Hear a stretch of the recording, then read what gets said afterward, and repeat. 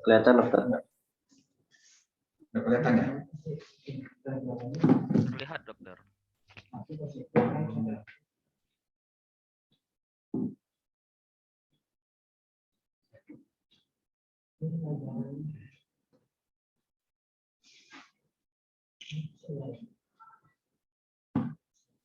Oke, selamat pagi. Assalamualaikum warahmatullahi wabarakatuh.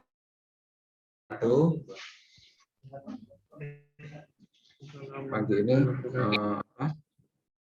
saya dilimpahkan materi pemeriksaan laboratorium penyakit hati, saluran empedu dan saluran cerna ya. Oke.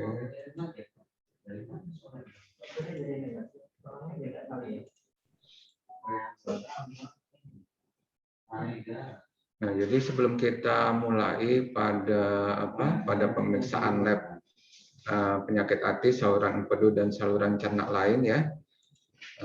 Jadi di sini kalau secara anatomisnya saluran cerna itu kan dimulai dari esofagus ya, stomas, kemudian liver, pankreas, kemudian usus halus dan usus besar ya. Nah, jadi ini secara sistematisnya seperti ini ya. Nah, apa gejala yang muncul kalau terjadi kelainan pada saluran cerna? Yang pertama mungkin perdarahan ya. Perdarahan itu bisa hematemesis, bisa melena ya. Kemudian mual dan muntah ya, mual dan muntah. Kemudian diare, kemudian konstipasi dan nyeri abdomen ya, anoreksia ya.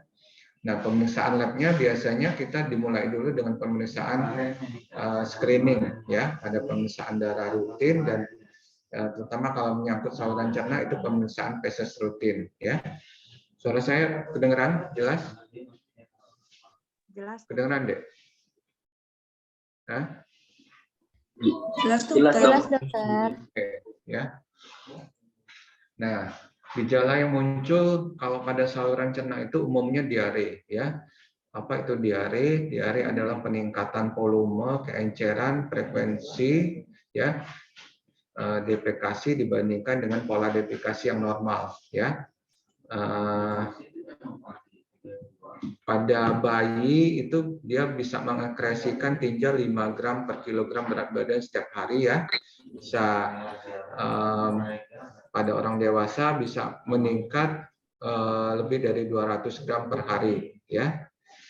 Nah, kalau lebih dari 200 gram per hari itu sudah bisa dikatakan diare ya. Diare itu ada yang akut, persisten maupun kronis ya, tergantung dari periode lamanya ya. Diare juga kita bisa bagi ada diare osmotik, diare sekretorik dan diare hipermotilitas ya. Nah, pemeriksaan labnya yang pada diare ini itu tadi. Jadi kalau terkait dengan saluran cerna, artinya yang harus kita periksa yaitu pemeriksaan feses ya. Kemudian juga ada pemeriksaan darah rutin dan urin rutin ya. Oke. Nah, gejala lain mual muntah. Mual muntah ini tentunya dia akan berakibat pada gangguan keseimbangan, terutama cairan ya, cairan elektrolit ya. Jadi termasuk juga nanti yang pemeriksaan screening seperti hematologi, urin kita lakukan pemeriksaan ya. Nah, kalau untuk yang dampaknya bisa kita juga periksa urin kreatinin ya. Kemudian untuk mencari penyebabnya bisa kita lakukan tes Pak-Alati ya. Kemudian elektrolit serum juga kita periksa ya. Kemudian kalau gejala nyeri abdomen ya, nyeri abdomen juga bisa kita periksa apakah ada kelainan pada hematologinya, urin kreatinin, fungsi hati dan elektrolit ya. Oke. Nah, salah satu gejala yang khas, yang umum ya pada gangguan saluran pencernaan, terutama pada fungsi hati itu adalah ikterus atau nama lainnya jaundice ya. Nah, ikterus itu ada ikterus hemolitik ikterus hepatoselular dan ikterus obstruksi ya. Jadi nanti kalau kita bagi-bagi untuk mempermudahkan mengerti tentang etiologinya, kemudian nanti pemeriksaannya ya. Jadi kita bagi-bagi. Nah, pemeriksaan lab karena menyangkut ini fungsi hati ya kita periksa fungsi hatinya. Pemeriksaan fungsi hati itu ya itu tadi contohnya kadar bilirubin ya, kadar enzim-enzim pada hati, SGOT, SGPT gitu ya. Nah, kemudian juga termasuk urin ya, karena salah satu yang kita bisa lihat dari metabolisme bilirubin yaitu ada di urin ya, termasuk juga nanti feses ya kita periksa. Nah, ini feses ya. Feses ini merupakan sisa dari hasil pencernaan ya. Volumenya pada orang dewasa itu 100 sampai dengan 200 gram feses per hari. Jadi kalau sudah lebih dari itu sudah bisa dikatakan diare ya. Apa sih komponen yang ada di dalam feses itu? Ya umumnya kalau normal ada sisa bahan makanan yang tidak dicerna ya. Ada sekresi usus, ada air elektrolit ya, ada juga empedu, kemudian ada sel-sel epitel ya, terdapat juga bakteri ya. Kemudian bahan-bahan anorganik, contohnya kalsium dan fosfat. Ya. Tujuan pemeriksaan feses kita contohnya pada kasus-kasus perdarahan gastrointestinal, kemudian ulcus pepticum, kemudian ada infeksi bakteri dan parasit, kemudian malabsorpsi sindrom ya. Nah itu gejala-gejala gejala-gejala gangguan gastrointestinal ya. Nah feses ini kalau kita lihat memang sesuatu yang menjijikkan ya, tetapi ini penting artinya nanti kalau kita bisa dapatkan keadaan-keadaan patologis dari melihat hasil pemeriksaan feses ya. Makanya perlu syarat khusus untuk pemeriksaan feses ini ya. Fesesnya harus segar ya. Kemudian hasil dari defekasi yang spontan, tidak terkontaminasi dengan urin ya, karena karena secara anatomis itu berdekatan ya. Kemudian maksimal 3 jam dari keluarnya itu harus sudah diperiksa, karena akan si feses ini kalau dibiarkan terlalu lama seperti juga urin itu akan mengalami perubahan-perubahan ya. Nah, kalau untuk feses itu yang kita lakukan pemeriksaan itu ada secara makroskopis, kita lihat warnanya, konsistensinya ya, kemudian baunya gitu ya. Nah, kemudian nanti mikroskopis. Jadi kalau mikroskopis itu kita ambil secukupnya, kita bikin dalam bentuk preparat, nanti kita lihat di bawah mikroskop ya. Kita lihat ada atau tidak leukositnya, berapa jumlahnya, kemudian ada atau tidak eritrosit ya, sel darah merah, kemudian lemak, makrofag, sisa-sisa makanan ya, epitel, kemudian kristal, seragi, amoeba, ini ya amoeba bahkan telur cacing nih, ada atau tidak parasit ya di dalam feses itu ya, kita bisa lihat. Nah, kemudian ada juga pemeriksaan kimianya. Kimianya kita periksa pH-nya, kita uji reduksi ya, kita uji ada atau tidak urobilin ya terkait dengan gangguan pada metabolisme bilirubin ya.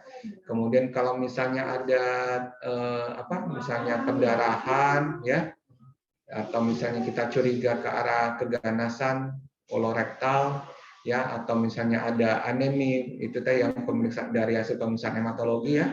Ini kita bisa periksa tes darah samar pada feses atau kita sebut juga dengan fecal occult blood test (FOBT) ya. Nah, sekarang kita ke organ hati ya. Organ hati di mana ada namanya pemeriksaan laboratorium itu yang kita sebut dengan uji tes Paal-Ati ya, atau LFT ya, liver function test. Jadi itu adalah pemeriksaan lab yang menunjukkan adanya gangguan pada hati ya. Bukan mengukur fungsi hati, tetapi akan memberikan petunjuk adanya kerusakan sel hati ya. Nah, di sini perlu diketahui bahwa kerusakan sel hati itu tidak selalu akan menyebabkan gangguan pada fungsi hati, ya. Tergantung nanti seberapa beratnya komplikasi yang sudah terjadi, itu baru nanti akan menunjukkan gangguan pada fungsi hati, ya. Nah, pemeriksaan fungsi hati ini banyak sekali ya. Makanya perlu kita lakukan pemeriksaan kombinasi tes ya untuk menegakkan diagnosis ya. Tetapi secara bijaksana kita juga tidak bisa melakukan semua pemeriksaan karena akan merugikan si pasien nantinya ya, karena biayanya yang mahal gitu ya. Oke, gangguan fungsi hati di mana gejala yang akan timbul itu bisa ada icterus atau mungkin asites ya. Bisa ada icterus atau asites. Apa yang maksud dengan icterus? Icterus atau kuning ya, kuning atau tadi jaundice ya. Adanya pigmentasi kuning pada kulit, sklera, mata dan mukosa karena terjadi hiperbilirubinemia ya. Di mana kadar bilirubinnya lebih dari 0,5 miligram per desiliter ya. Nah, untuk asites itu adalah penimbunan cairan secara abnormal di dalam rongga perut ya. Bisa dalam bentuk transudat atau bisa dalam bentuk eksudat. Apa bedanya? Transudat terjadi akibat proses yang bukan radang ya. Jadi biasanya cairannya bentuknya jernih ya, jernih, lebih steril dibandingkan dengan eksudat ya. Eksudat itu kalau dia terjadi peradangan, misalnya ada invasi dari bakteri, virus, jamur ya, karena trauma juga bisa ya, atau adanya keganasan ya. Makanya nanti kalau untuk asites ini ada pemeriksaan lebih lanjut yang kita sebut dengan pemeriksaan analisa cairan asites ya. Oke, kembali lagi ke gangguan Pak Alati. Jadi secara sistematis gangguan Pak Alati itu bisa disebabkan adanya kelainan pada prehepatik, ya, prehepatik, kemudian intrahepatik, kemudian posthepatik atau obstruksi, ya. Nah, jadi kalau untuk memudahkan belajarnya, jadi kita secara sistematis kita bagi itu ya. Jadi sebelum dia masuk hepar, setelah masuk hepar, dan sesudah keluar dari hepar ya. Yang kelainan prehepatik itu contohnya anemia hemolitik ya, di mana Pak Alatinya normal kecuali bilirubinnya yang unkonjugasi ya. Jadi nanti kalau kita periksa pada urin dan feses ternyata bilirubinnya normal, tetapi urobilinogennya yang akan meningkat ya. Sehingga perlu ini dikombinasikan dengan pemeriksaan tes hematologi ya.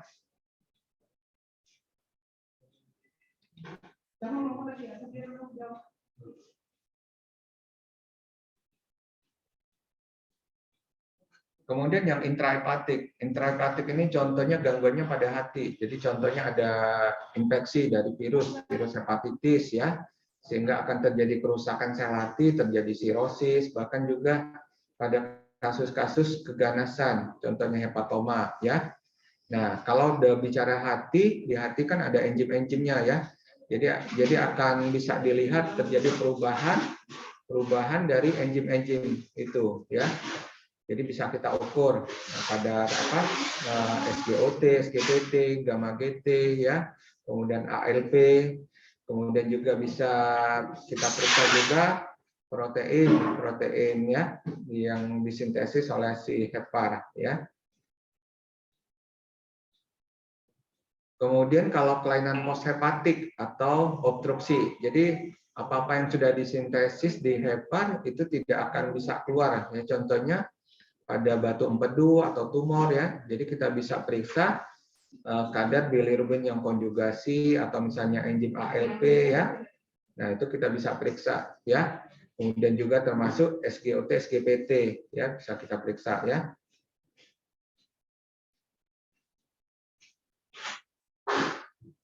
Oke.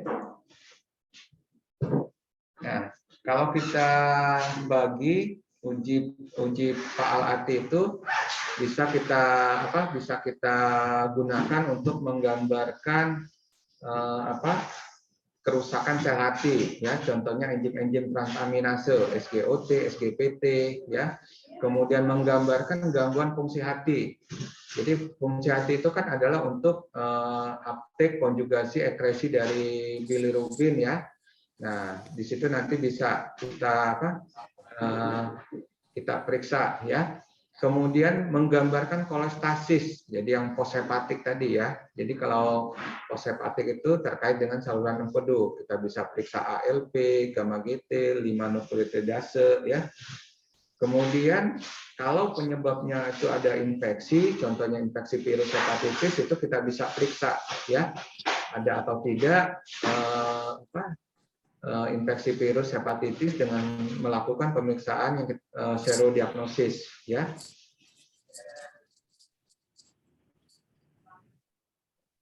Oke. Nah, contohnya gangguan fungsi hati. Salah satu fungsi hati adalah tempat metabolismenya dari bilirubin, ya, bilirubin. Jadi kita bisa lakukan pemeriksaan bilirubin, baik itu di plasma, di urin, ya, termasuk urobilinogen dan sterkobilin, ya. Contohnya kalau terjadi peningkatan bilirubin yang unkonjugasi, itu kita bisa simpulkan mungkin ada hemolisis, gangguan uptake, gitu ya. Gangguan uptake dari bilirubin atau gangguan konjugasi, ya. Sebagian besar pada kasus jaundice itu terjadi peningkatan, ya, 2 fraksi bilirubin, ya. Tetapi pada yang kolestasis itu hanya bilirubin konjugasi yang meningkat, ya. Bilirubin urin, ya, peningkatan bilirubin konjugasi di dalam darah, ya, biasanya nanti akan bisa kita lakukan juga pemeriksaan di urin, ya, karena kalau selama metabolisme di dalam usus dia akan masuk ke dalam pena portal, ya, pena portal kembali lagi ke hati, ya, sirkulasi, ya, kita bisa periksa, ya.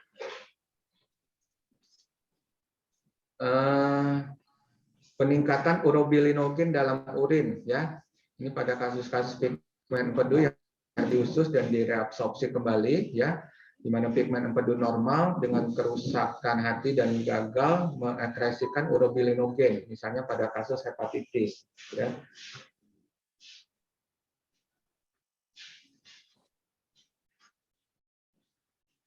Urobilinogen urin mungkin nanti negatif, misalnya pada kasus kolestasis total, ya. Oke, kita lanjut. Nah, sekarang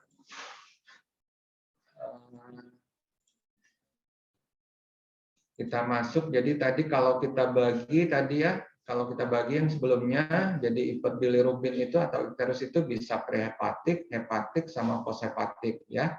Oke, sekarang kita pada yang prehepatik ini, ya. Jadi dikatakan hiperbilirubinemia kalau kadar bilirubinnya lebih dari 2 mg per desiliter, ya.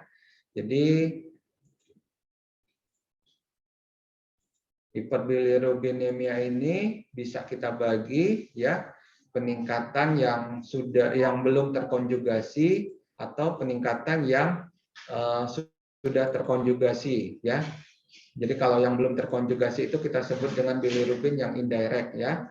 Kalau yang direct itu yang sudah terkonjugasi, ya. Nah, jadi kita bisa bagi, ya, hiperbilirubinemia yang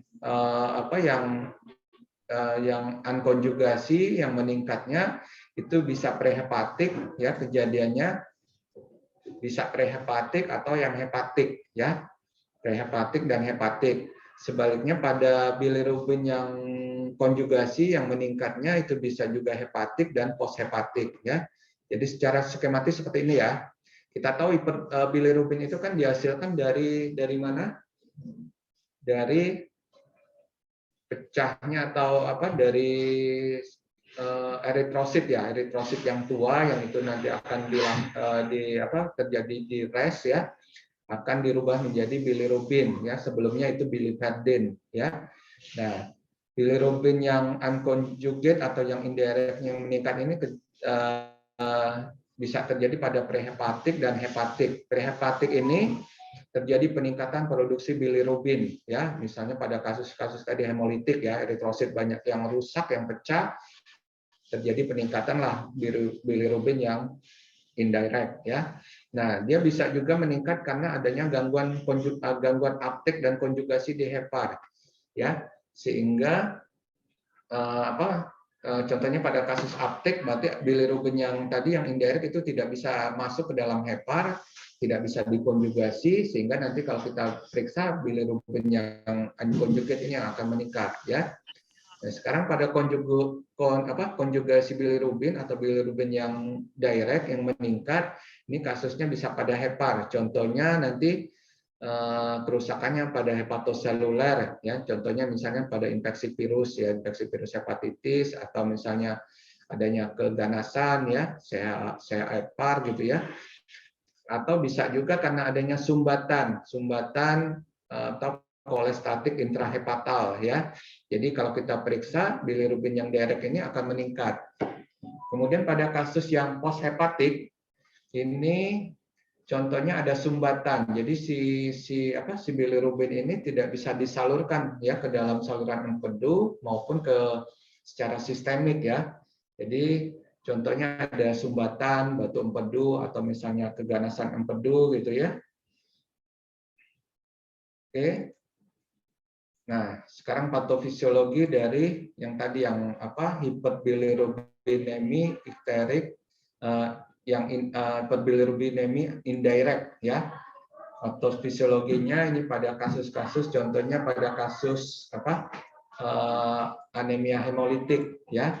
Jadi kalau misalnya terjadi peningkatan penghancuran eritrosit, ya, itu akan terjadi peningkatan bilirubin yang indirect di dalam serum, ya. Nah, ini akan mengakibatkan juga terjadi peningkatan bilirubin yang direct, ya. Direct, kemudian nanti akan masuk ke dalam usus halus, ya. Di dalam usus halus akan terjadi reabsorpsi pada vena porta, kemudian ke hepar, kemudian masuk ke sirkulasi, ya, ginjal, ke urin, ya, sehingga nanti kita bisa periksa adanya urobilinogen urin, ya, yang positif, bilirubin indirectnya.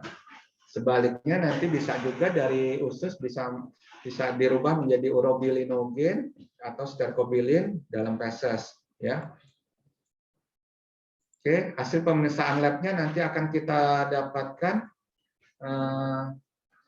ikterus, peningkatan bilirubin indirect meningkat, kemudian urinnya akan berwarna gelap, ya. Kemudian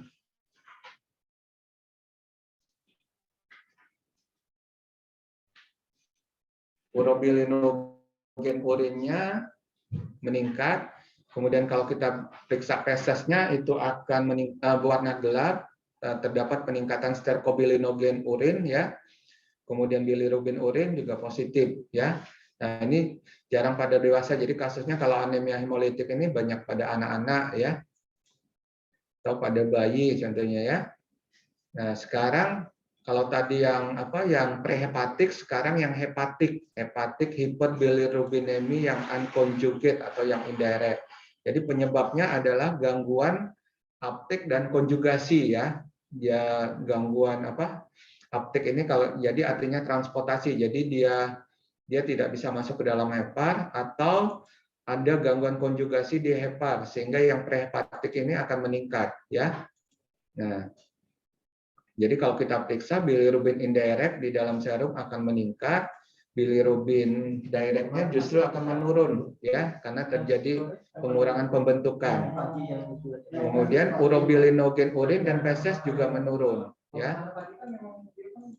Oke, itu tadi kalau yang hepatik hiperbilirubinemi yang unconjugate. Nah, kasus-kasusnya atau kelainan penyakitnya bisa pada sindrom Gilbert, ya, sindrom Naser-Krieger, atau misalnya pada bayi di mana fungsi enzim glucuroniltransferasenya belum sempurna, atau pada sindrom Lucey-Driscoll, ya, genetik. Jadi ini semua yang menyebabkan heparnya tidak bisa maksimal untuk melakukan konjugasi ya, bisa karena defisiensi enzim ya, atau gangguan transport bilirubin ya, kelainan genetik ya penyebabnya.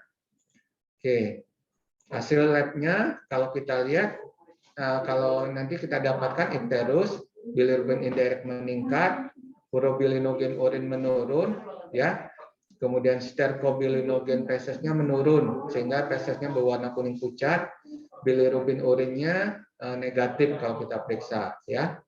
Nah, oke.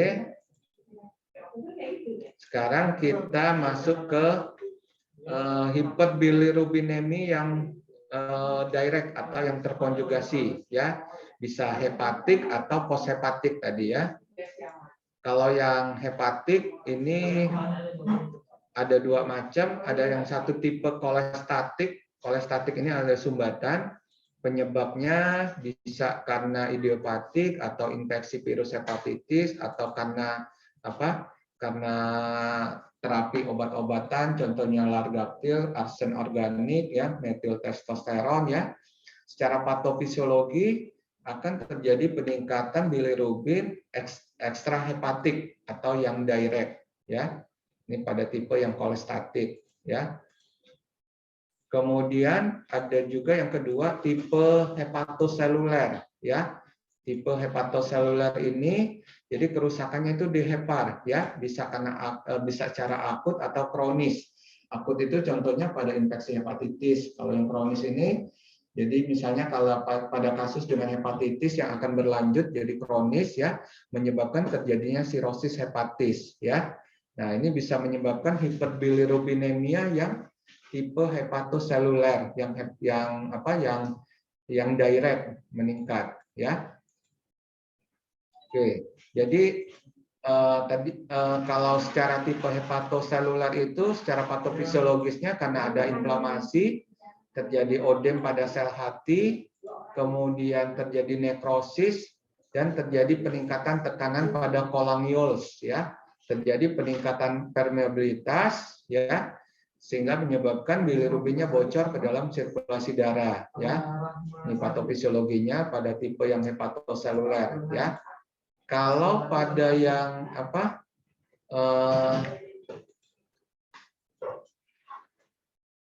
nah, sekarang pada yang hiperbilirubinemia yang direct yang poshepatik, ya. Jadi kalau kita udah bicara yang prehepatik, hepatik tadi ada dua, tipe hepatoseluler dan tipe kolestasis. Sekarang yang poshepatik, ya. Kalau yang poshepatik ini sudah bisa dipastikan hiperbilirubinemianya adalah yang direct, ya. Penyebabnya sumbatan, ya, adanya obstruksi, ya.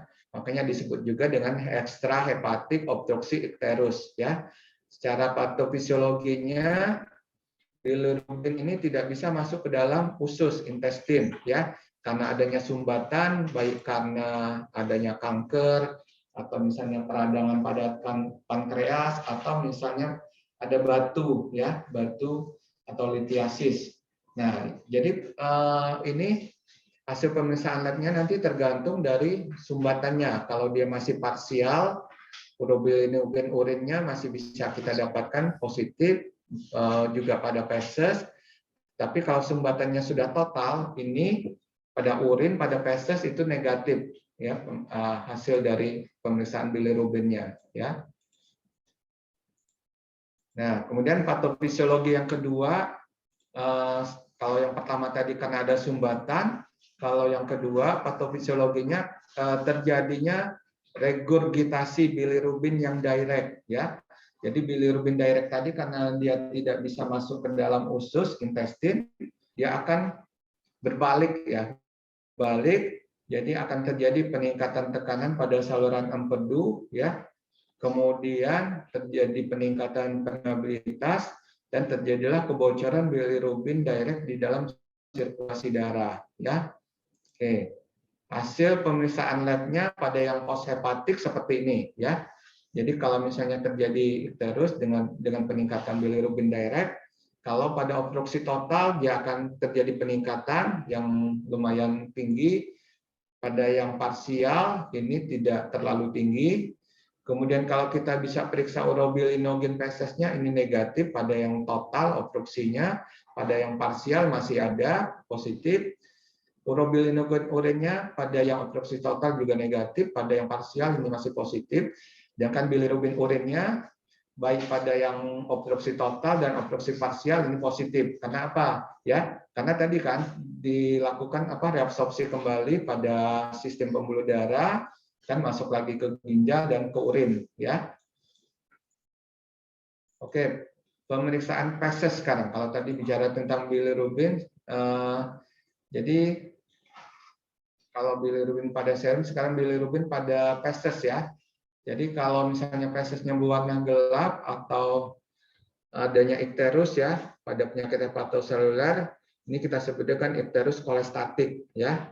Yang kan kalau misalnya fesesnya warna normal, ini kemungkinan ikterusnya yang hemolitik ya. Yang kan feses yang berwarna pucat, ini kemungkinan pada kasus-kasus yang hepatik tadi, defisiensi enzim glucuronil transferase ya. Jadi misalnya pada anak-anak, bayi ya yang masih imatur hepatnya. Nah, apa itu urobilinogen ya?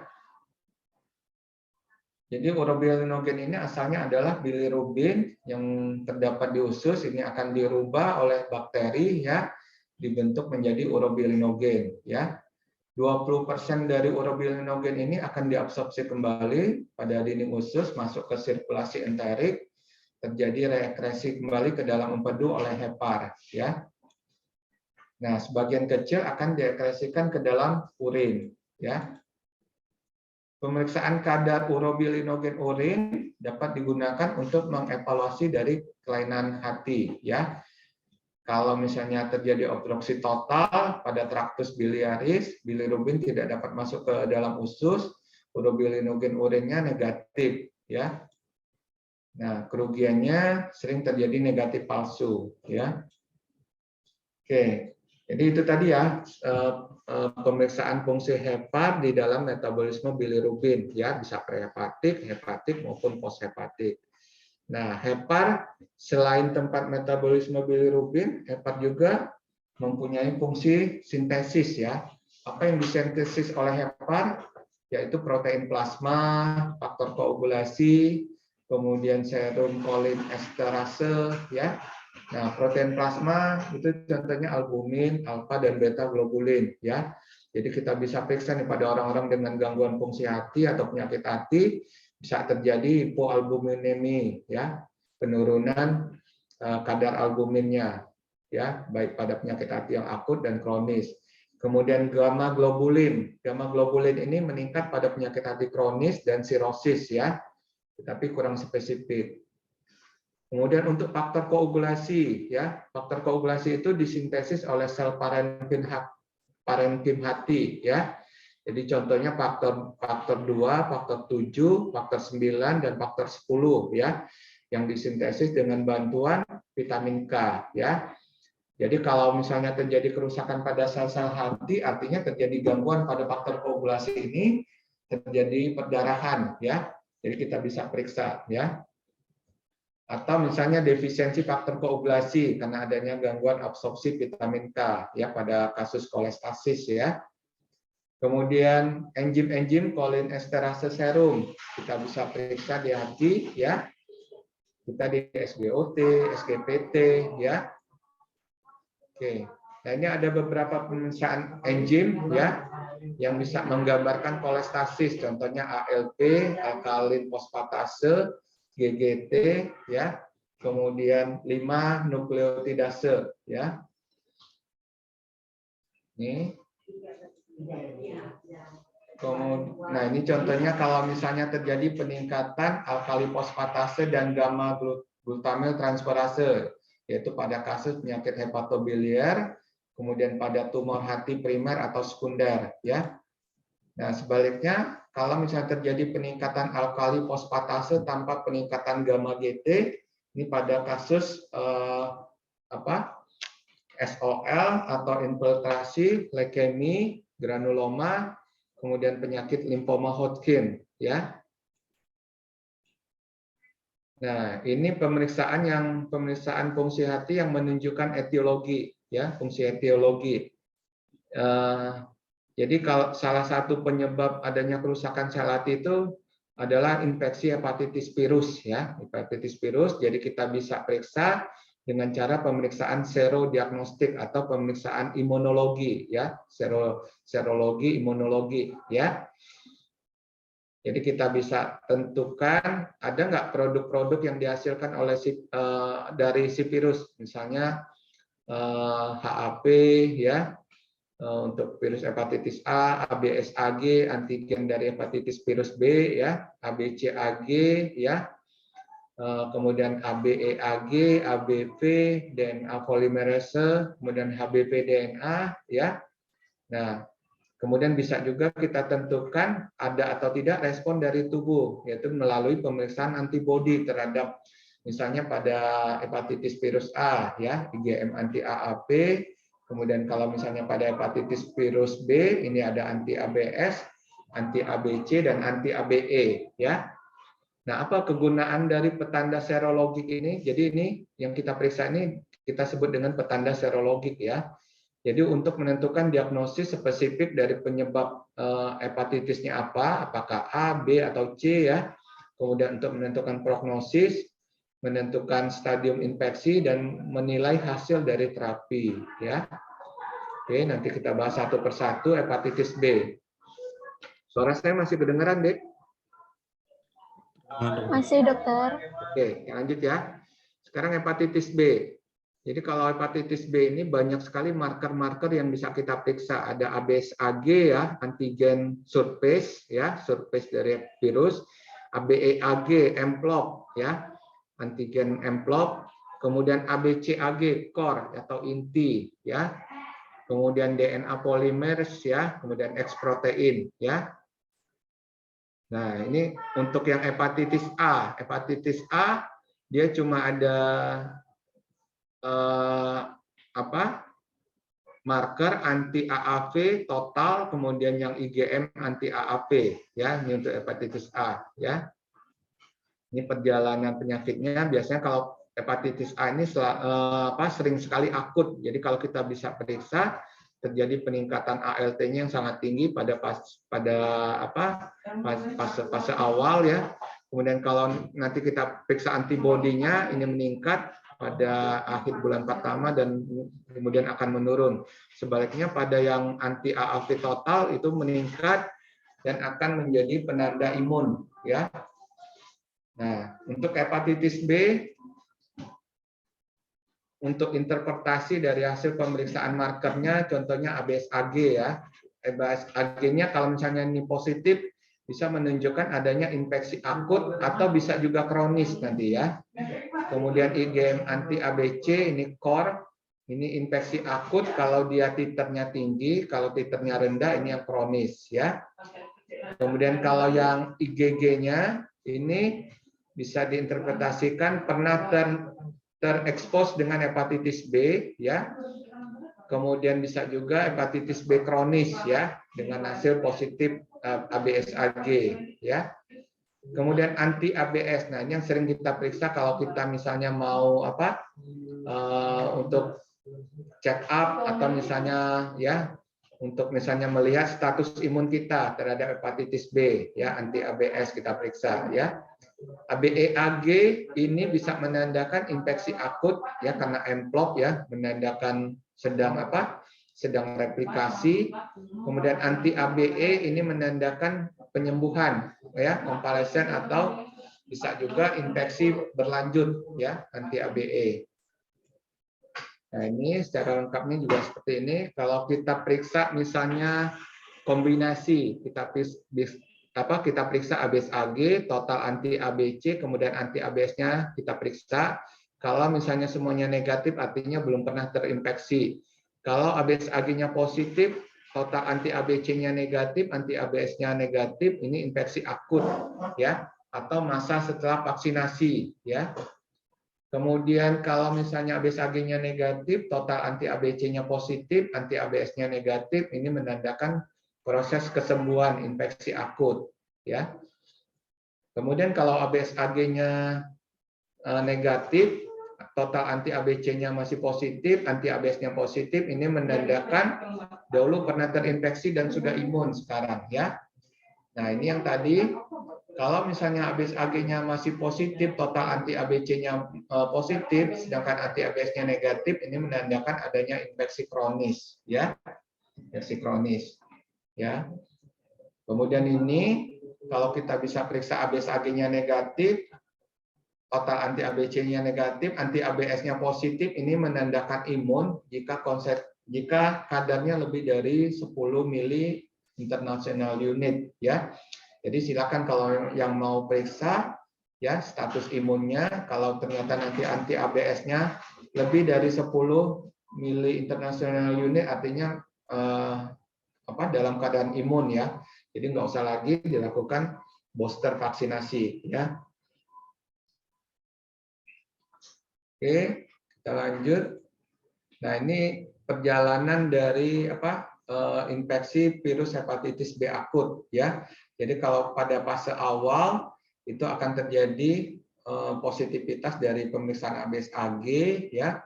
Nah, ABS-AG-nya nanti akan mulai negatif ya setelah minggu ke-24. Sebaliknya nanti ABE-AG-nya positif ya. Kemudian anti ABE-nya juga positif, berlanjut positif ya. Kemudian total anti ABC-nya juga positif ya, IgM anti ABC-nya positif. Nah, ini yang anti ABS-nya ini akan positif setelah minggu ke-32 ya. Jadi kalau kita lihat di gambar ini ada fase di mana pada saat ABS-AG-nya sudah negatif ya pada minggu ke-24 ini, tetapi di sini anti ABS-nya belum positif. Nah, ini yang kita sebut dengan window period atau fase jendela ya. Nah, di sini yang harus hati-hati menentukan diagnosis. Jadi kadang-kadang pasien hasil pemeriksaan ABS-AG negatif, anti ABS-nya negatif, tapi kondisi klinisnya jelas menggambarkan bahwa dia sedang terinfeksi hepatitis B akut ya. Jadi ini bisa kita periksa IgM anti ABC dan total anti ABC-nya ya untuk menyokong diagnosis ke arah situ ya. Oke, ini kalau misalnya terjadi kronisitas dari infeksi hepatitis B ya, di mana ABS-AG-nya itu menetap positif ya lebih dari 6 bulan ya. Ini kita sebut dengan infeksi hepatitis B kronis ya. Nah, ada juga marker-marker lain untuk pemeriksaan kanker, ya kanker hati. Ada alfa fetoprotein, ada CEA, ya. Ini ya. Contohnya pada kasus-kasus hepatitis B atau hepatitis C kronis yang akan berlanjut menjadi sirosis, ya. Ini bisa kita periksa. Oke, ini sama dengan tadi ya. Jadi cara interpretasi hasil pemeriksaan marker hepatitis ya. Nah, ada juga pemeriksaan virus ya, jumlah virusnya atau pemeriksaan DNA dari virus. Pemeriksaannya namanya HBP-DNA ya. Pemeriksaan HBP-DNA ini merupakan gold standar dari pemeriksaan diagnostik pada infeksi hepatitis virus B ya. Ini berkorelasi dengan kemungkinan perkembangan ke arah sirosis dan CAAT ya, kanker hati. Nah, gunanya juga untuk mengoptimalkan terapi antivirus ya, menentukan batas awal sebelum dilakukan terapi, untuk pemantauan respon terapi ya. Kemudian untuk menentukan efikasi dari antivirusnya, kemudian pemeriksaan awal untuk mengetahui resistensi dan breakthrough ya. Ini penting untuk pemeriksaan HBP-DNA ya. Nah, kemudian hepatitis C ya. Hepatitis C ini pemeriksaannya nggak banyak, ada antibodi terhadap virus hepatitis C, anti ACP. Kemudian kalau tadi di hepatitis B ada ABP-DNA, di hepatitis C ada juga ACP-RNA, sama fungsinya ya. Untuk terapi dan monitoring ya. Bahkan ditambah dengan pemeriksaan ACP genotyping ya untuk menentukan genotypingnya ya. Oke, saya rasa itu ya pemeriksaan lab untuk menentukan fungsi hati dan saluran cerna lainnya. Mungkin silakan ada yang mau ditanyakan? Izin bertanya, Halo? dokter. Ya, silakan. Ini Ketut Novitayani. Tadi kan terkait hepatitis B, dokter. Apakah Kenapa? kalau Maaf, diulang untuk lagi coba. deteksi terkait Halo? hepatitis B, Ya. apakah pemeriksaan HbS/Ag dan anti HbS cukup untuk mendeteksi adanya hepatitis B, dokter? Pemeriksaan HbS/Ag dan anti HbS apakah cukup untuk menentukan diagnosis hepatitis B ya? Iya, dokter, untuk mendeteksi dini. Ya. Pada kasus-kasus di mana memang kalau kita lihat dari perjalanan penyakitnya tadi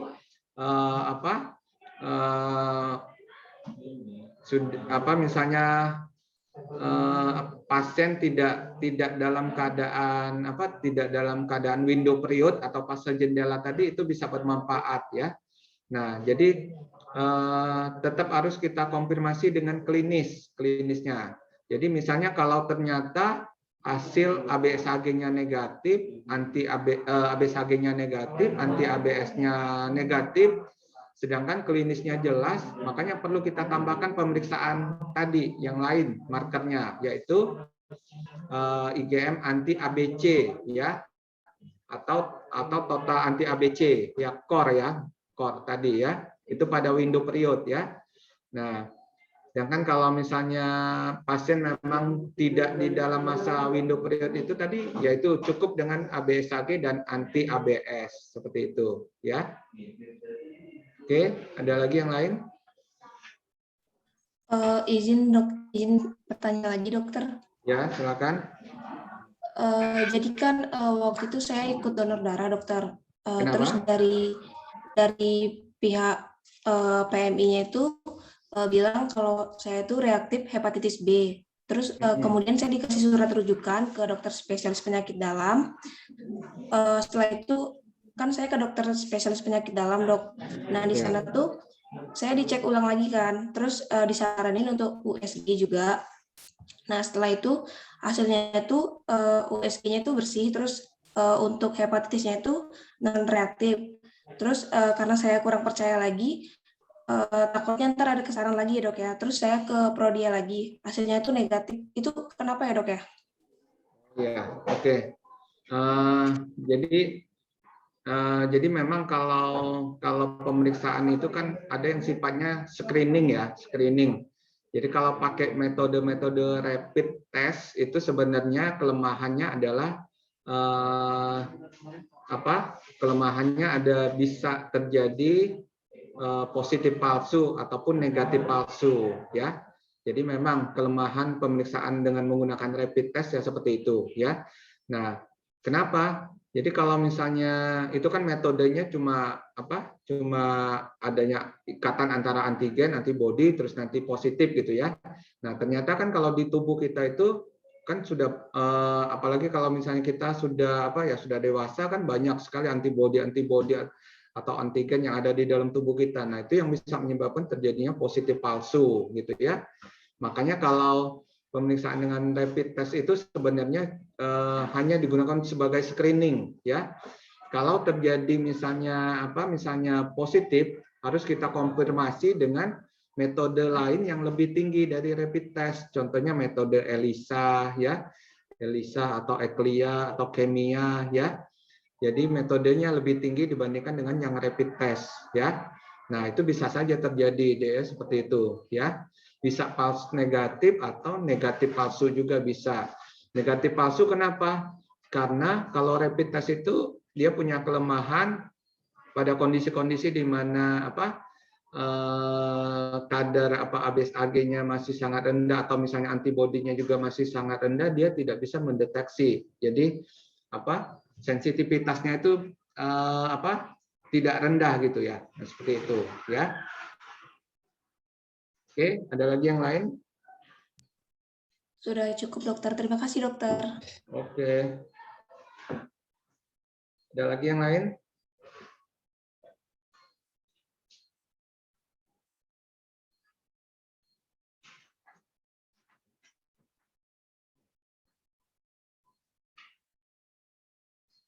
Yang lain nggak ada yang tanya?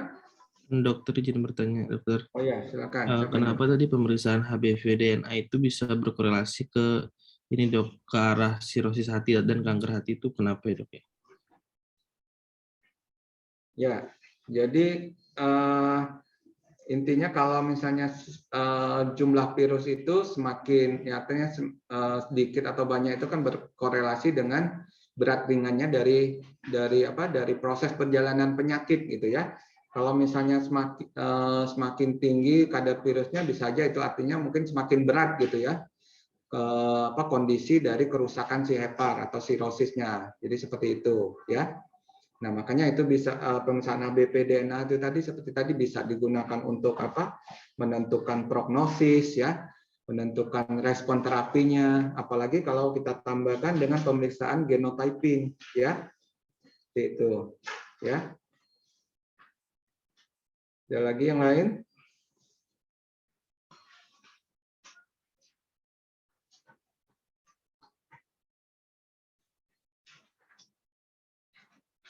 Ada lagi yang lain?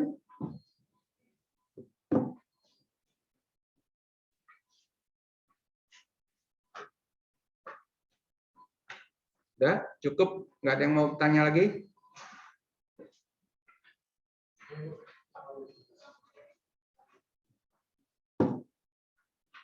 Nggak ada ya? Jadi kalau nggak ada, saya rasa cukup ya. Sudah cukup paham ya. Jadi nanti sampai ketemu di UTS apa UAS saya? UTS ya? Ya dokter, UTB. UTB. Oke, kalau nggak ada, saya rasa cukup. Mungkin saya akhiri. Wabillahi taufiq wal hidayah. Wassalamualaikum warahmatullahi wabarakatuh. Silakan ditutup sama tadi Kakan ya, Kakan. Dipoto dulu dokumentasi ya.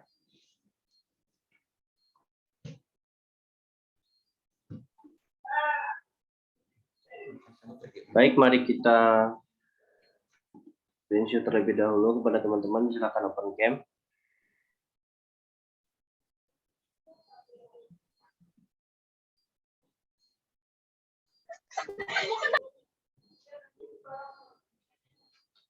Oke, sudah?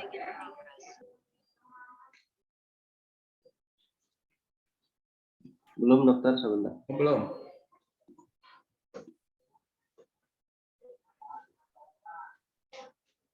Pak Cok, Mas.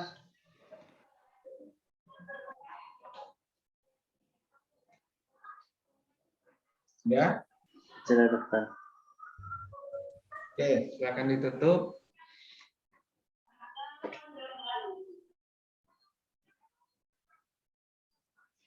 Terima kasih untuk lecture yang telah diberikan dokter, dan kepada teman-teman juga terima kasih telah hadir. Dipersilakan untuk meninggalkan ruangan Zoom meeting. Terima kasih banyak dokter. Terima kasih banyak dokter. Oke, sama-sama. Bersih dulu ya. Terima kasih dokter. Oke, yuk. Assalamualaikum warahmatullahi wabarakatuh ya. Oke, izin ya. Kan. Emas sih. Gimana, Cok?